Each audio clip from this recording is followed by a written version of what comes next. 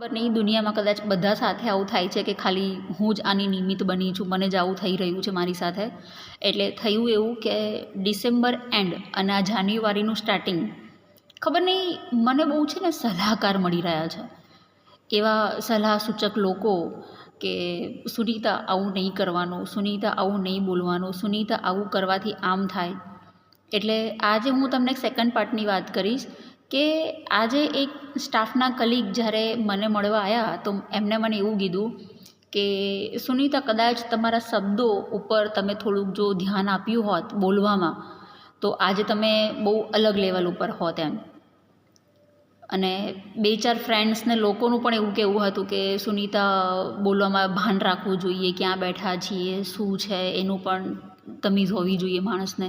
હા, હું માનું છું કે આપણે ક્યાં બેઠા છીએ અને એ આપણને ખબર હોવી જોઈએ કે ક્યાં કેટલું અને શું બોલવું, એ દરેક માણસને ખબર છે.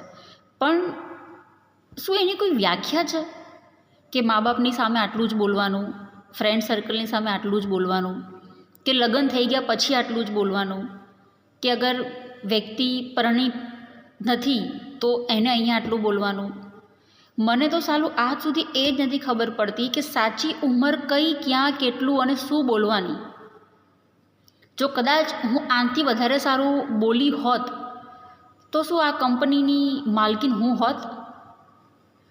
અને જો સારું નથી બોલતી તો આજે હું જે પોસ્ટ પર છું તો શું એ મને નકામી મળી છે?